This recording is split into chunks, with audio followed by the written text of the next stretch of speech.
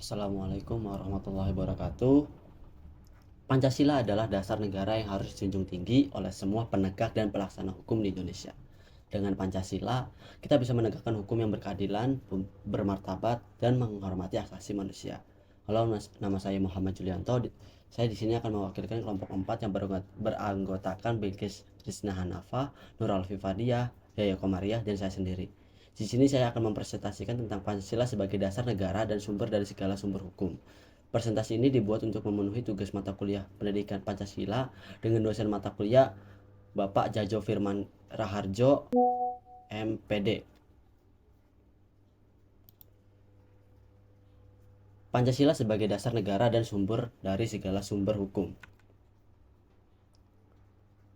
Sebagai dasar negara, Pancasila memiliki kedudukan yang istimewa dalam sistem hukum dan tatanan pemerintah Indonesia.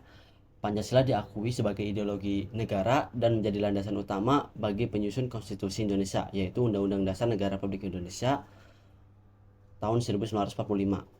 Konstitusi ini menyatakan komitmen pemerintah dan seluruh warga negara untuk hidup berdasarkan nilai-nilai Pancasila.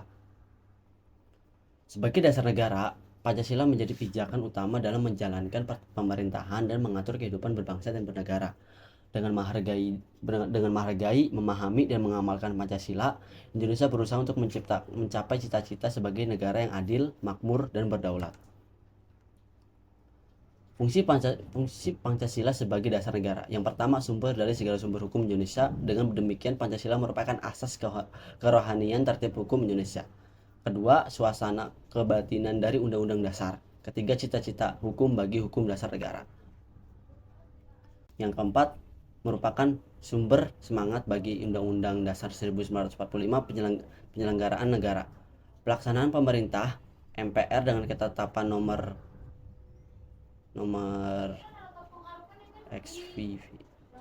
sekian MPR tahun 1998 telah mengembalikan kedudukan Pancasila sebagai dasar negara Republik Indonesia. Norma-norma yang mengharuskan Undang-Undang Dasar mengandung isi yang mewajibkan pemerintah dan lain-lain penyelenggara negara memegang teguh cita-cita moral rakyat yang luhur. Kedudukan Pancasila sebagai dasar negara. Kedudukan Pancasila sebagai dasar negara Indonesia sangat kuat dan tidak dapat diganggu-gugat. Berikut adalah penjelasan mengenai kedudukan Pancasila sebagai dasar negara. Yang pertama, tertuang dalam pembukaan UUD 1945. Pancasila secara resmi dijadikan dasar negara Indonesia dalam pembukaan Undang-Undang Dasar Negara Republik Indonesia tahun 1945. Pembukaan Undang-Undang Dasar 1945 menyatakan bahwa negara Indonesia didirikan atas dasar Pancasila. Hal ini menegaskan kedudukan Pancasila sebagai pijakan utama dalam Konstitusi Indonesia. Yang kedua, konstitusi yang tidak dapat diganggu-gugat. Undang-Undang Dasar yang merupakan konstitusi tertulis yang memiliki kedudukan dan kekuatan hukum tertinggi Indonesia dalam pasal 1 ayat 3 Undang-Undang Dasar 1945 disebutkan bahwa Pancasila merupakan asas tunggal negara dan menjadi pandangan hidup bangsa Indonesia. Oleh karena itu, tidak ada lembaga atau pihak manapun yang memiliki kewenangan untuk mengubah atau menggantikan Pancasila sebagai dasar negara.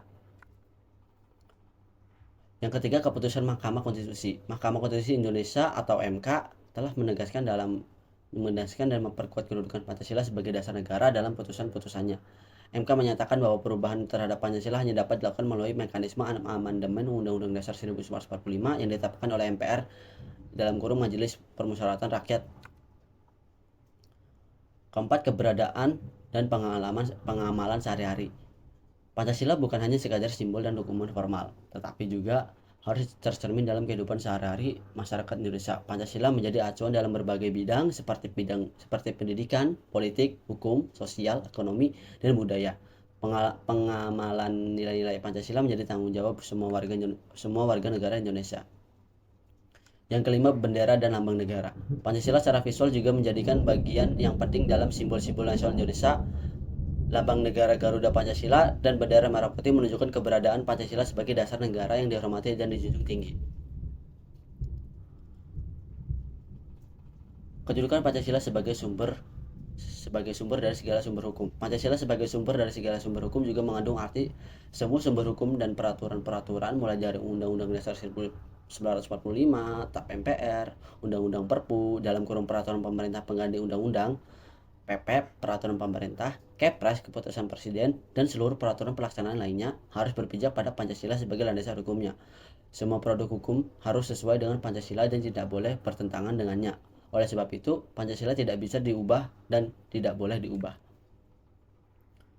Semua peraturan yang berlaku di Indonesia seharusnya bersumber pada Pancasila, dalam arti Pancasila adalah sumber dari segala sumber hukum Indonesia.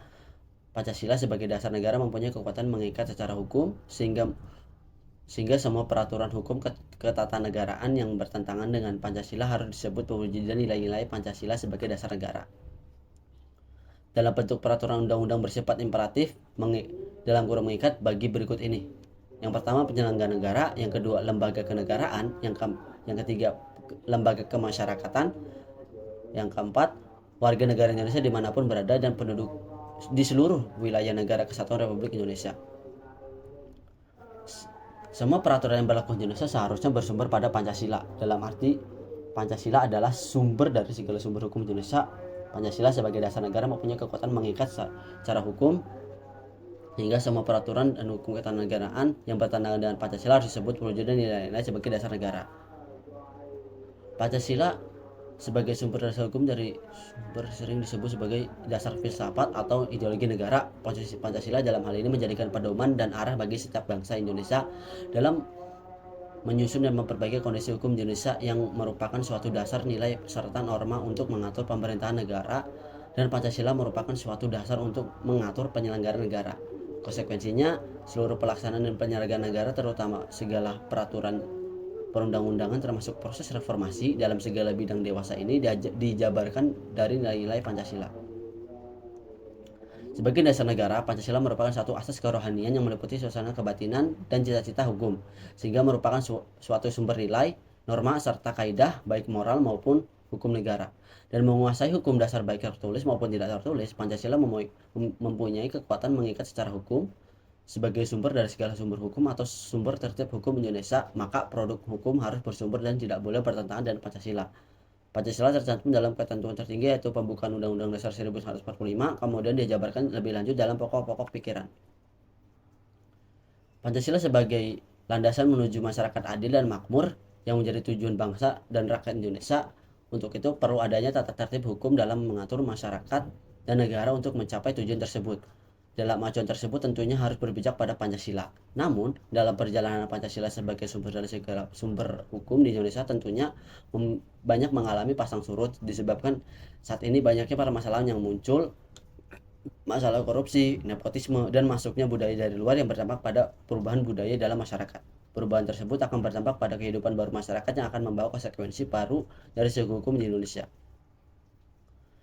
Maka hukum di Indonesia juga terus mengalami perubahan untuk disesuaikan dengan permasalahan yang ada. Masalah terorisme dan organisasi kejahatan internasional menjadikan masalah baru bagi hukum kita untuk menanggulangi. Disinilah permasalahan baru selalu muncul, dan Pancasila harus tetap menjadi pijakan bangsa Indonesia dalam menghadapi persoalan hukum. Sekian dari presentasi kami, kurang lebihnya mohon maaf. Assalamualaikum warahmatullahi wabarakatuh.